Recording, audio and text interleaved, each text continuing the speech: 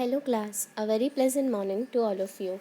Today, I Richa Parekh from St. Thomas High School, Mahua, am here to further continue with the subject of moral science for the students of class 7th. My dear students, during the previous lecture, we saw the psychological benefits of forgiveness, that a person who is forgiving has mental and emotional peace.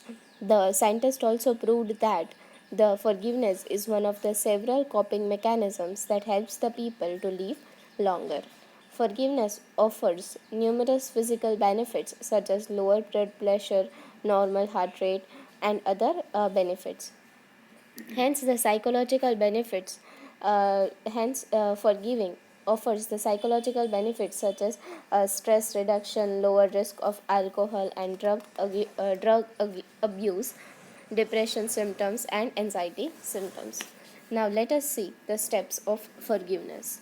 Forgiveness is a commitment to a process of change rather than an action that is done once and it is over. True forgiveness initiates a process of change in person's life. It involves many steps. So forgiveness is a commitment that a person who is doing some kind of act, and it must be necessary that there must be a change in the act which he or she performed. True forgiveness initiates, that means it starts with a process of change in person's life. It involves many steps. So when a person is seeking for forgiveness, there must be a change in his or her life. There are few steps involved. Let us see the step. The first step is the process of forgiveness. In the process of forgiveness is to recognize the value of forgiveness and its importance in our lives at a given time. Unless we realize the importance of forgiveness, we should not take serious efforts to undergo the process of forgiveness. It is like a patient who is ready to take up the pain of the operation to get cured. So the very first step is when a person, he or she is seeking for forgiveness, he or she must know the importance of forgiveness, importance of change, which is to be realized, that a person who is undergoing through the process of forgiveness, he or she must be really sorry for their action. It is like the first step is like a person who is ready to get cured and ready to take the pain of operation. The second step is to reflect on the facts of the situation that caused the wrongdoing and the resultant hurt.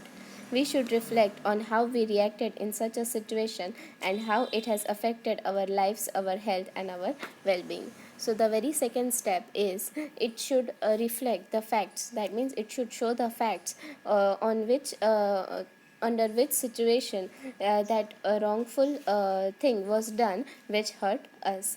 We should also make them realize that what was the situation and why we reacted the same, as those situation affects our health, our life, and also our well-being.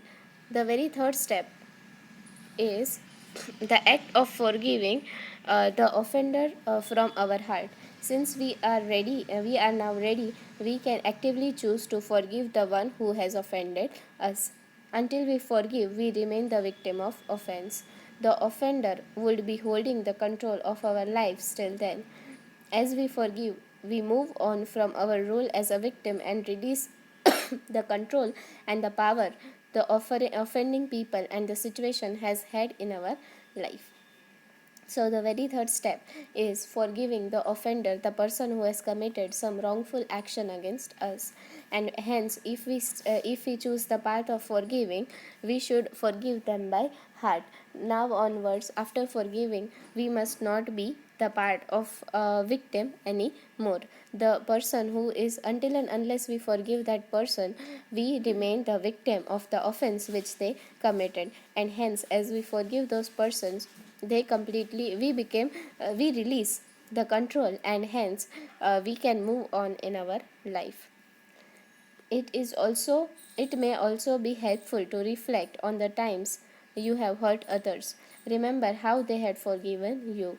Remember the joy you experienced when other has forgiven you.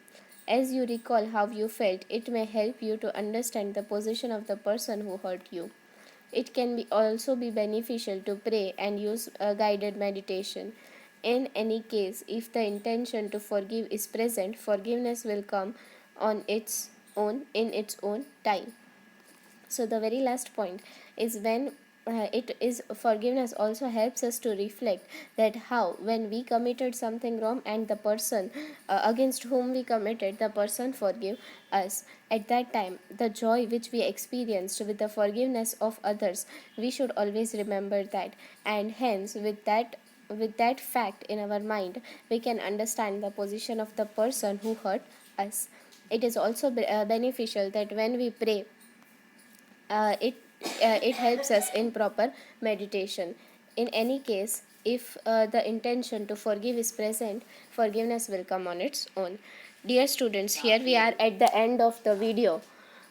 In the very next class, we will further continue with the rest part of the chapter. Thank you and have a nice day.